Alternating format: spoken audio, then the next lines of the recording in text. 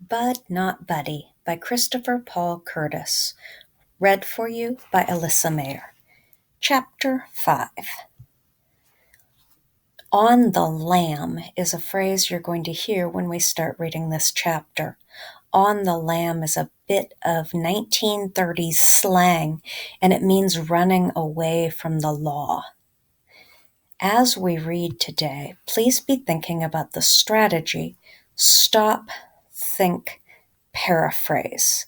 In this strategy, we are going to stop reading at the end of a page, a section, or a chapter, whatever makes sense for a good increment of time, to think about what we just read, or in your case, what you just heard, and to say or write it in your own words. Chapter 5. Being on the lam was a whole lot of fun for about 5 minutes. Every time my heart beat, I could feel the blood pushing hot and hard on the inside of my sting spots and the bite on my hand. But I couldn't let that slow me down. I had to get out of this neighborhood as quick as I could. I knew a nervous-looking, stung-up kid with blood dripping from a fish head bite and carrying an old raggedy suitcase didn't look like he belonged around here. The only hope I had was the North Side Library. If I got there, maybe Miss Hill would be able to help me. Maybe she'd understand and would be able to tell me what to do. And for now, I could sneak into the library's basement to sleep. It was a lot later than I'd ever been up before, and I was kind of scared of the cops catching me. I had to be real careful, even if it was the middle of the night, even if I was crouching down, sneaking along the street like Pretty Boy Floyd. This is a great spot to stop, think, paraphrase. So I stop reading. I've already done that. And then I'm going to think back over what I read. Now I'm going to say it in my own words.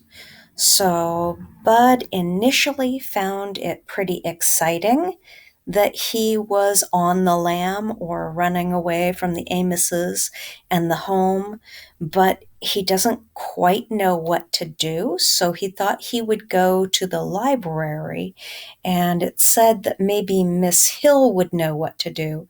So maybe Miss Hill is the librarian, and he's hoping that she will have some advice for him. He's worried about being caught by police, even though he's sneaking around.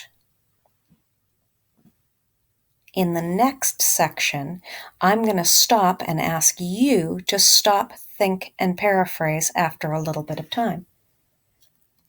At the library, I walked past a row of giant Christmas trees that were planted on the side of the building. There was a door on the side with a light burning above it, so I kept walking in the shadows made by the big trees. When I got to the back windows, I almost busted out crying. Somebody had gone and put big metal bars on the windows. Even though I knew it was useless, I tried tugging at the bars, but they were the real McCoy, solid steel. I headed back to the Christmas trees. They were low enough to the ground that no one could see me unless they were really looking, so I started opening my suitcase. Most folks don't have sense enough to carry a blanket around with them, but you never know when you might be sleeping under a Christmas tree at the library, so I always keep mine handy. All right, now stop, think about what you just heard, and then put it in your own words. Say or write it in the section.